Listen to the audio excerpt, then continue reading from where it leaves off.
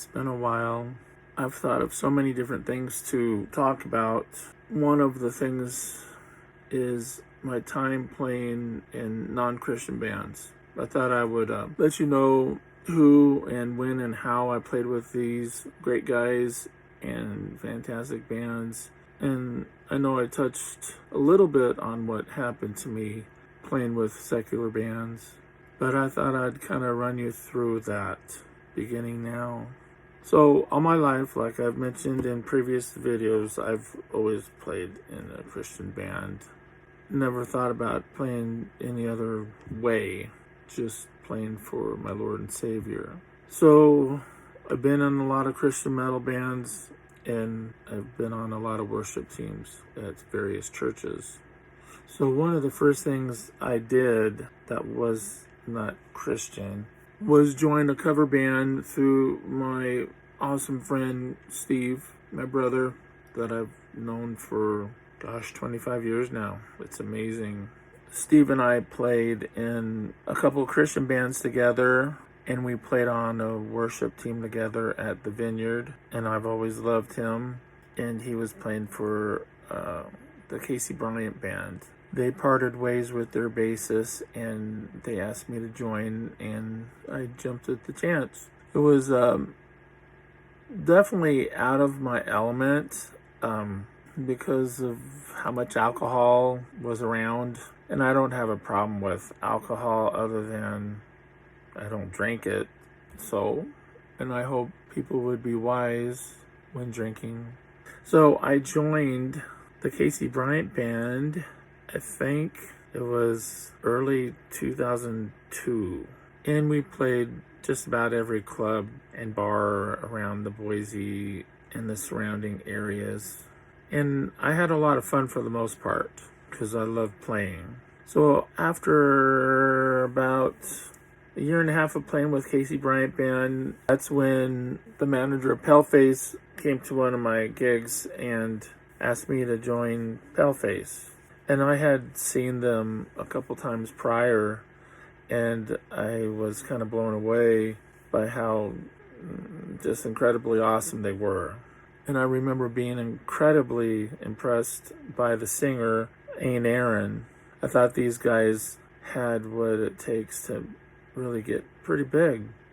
And I'm not talking about size, because I always felt in that band that with John Mays playing lead guitar and Ain Aaron singing and playing rhythm guitar and me playing bass, that was like the front line to a football team.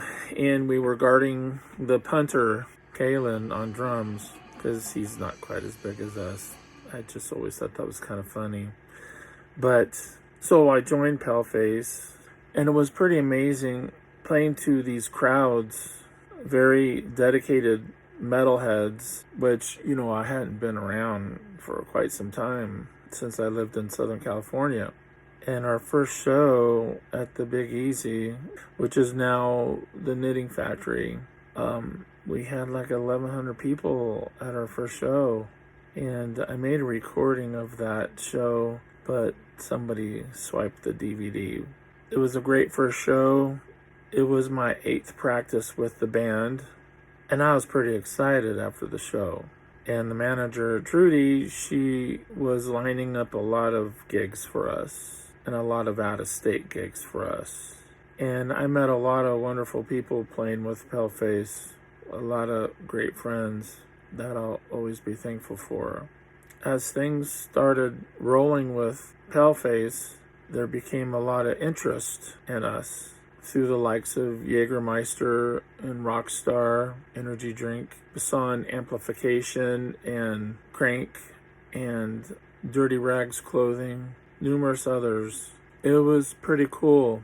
I loved what happened in my life during the time playing with Mad at the World and Rose, and being in videos and being in magazines and on the radio and on Christian music charts. I thought nothing can ever top that. And I soon realized that what I was going through with Paleface was topping that, but in a way different way. There was a lot of people at our shows, a lot of radio interviews, a lot of magazine interviews. We did some videos. There was a bit of a buzz over in Europe for us. And I don't mean to sound ridiculous or stupid, because it is stupid, but a lot of the attention that was happening was because I played a fretless 6-string bass. And I have my bass influences such as Les Claypool, Jaco Pastorius, John Patitucci, Michael Manring, and Steve Bailey. Those guys are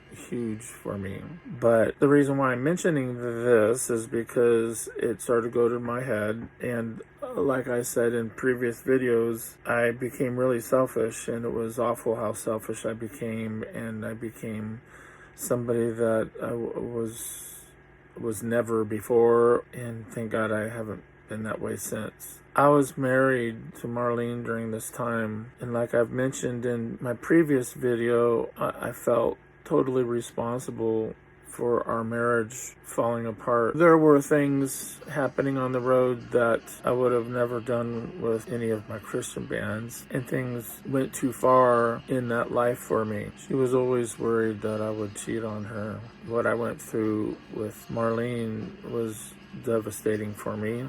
Like I mentioned before, I pretty much fell apart over that.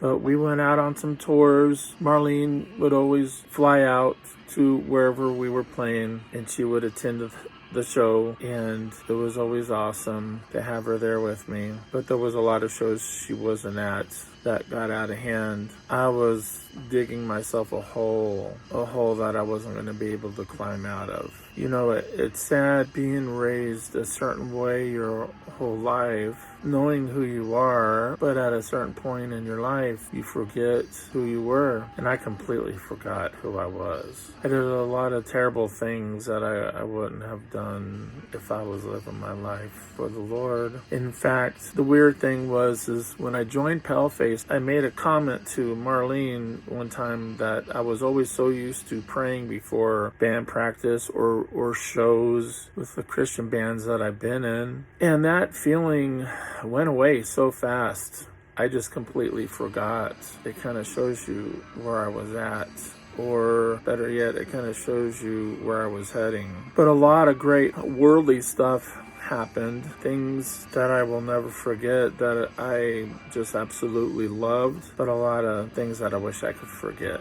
It was such an awesome time playing with a lot of bands in our genre, locally and abroad, and there was always such a camaraderie. So Paleface kept rolling along, and there was a lot of incredible gigs I'll never forget. One thing that I noticed in people that knew me was how different I was when I played with Paleface, and how different I was on stage compared to other bands that I've been in. I was all over the place. It was like a huge cardiovascular workout for me, because I was running all over the place, and I loved it. I just found myself being somebody that I never was before. But Marlene was very worried about me cheating, especially after this one tour we got back from in late 2005. And I'll never forget it, because the day that I found out that I was in the new issue of Bass Player magazine, that was October of 2005, was the day that I quit Paleface, because I didn't want my wife worried anymore about me. So about 6 months go by, and I found out that my wife had cheated on me, and I was devastated. I went through so many different thoughts, and I remember riding my bike down by the Boise Library, and I was heading towards the Greenbelt to ride my bike. And I remember I was just bawling my head off, and I just fell to the ground right in the middle of the street. And cars stopped, of course, but I was so devastated. So after a couple months, joined a band called Factory Air, and I had a blast with them. I really loved what we were writing and creating in that band. One of our biggest influences was a band called Tool, and that was very evident in our music, and I loved it. It was way different than what I was playing with in Paleface, because Paleface was more like Mudvayne, I always thought. So with Factory Air, we started playing a lot of gigs. We had a great time creating and playing music that we loved, and it was probably like 2 years of playing with Factory Air, and we recorded an album, but I don't know whatever happened to it. But I loved what was on that album, and I loved what we recorded. So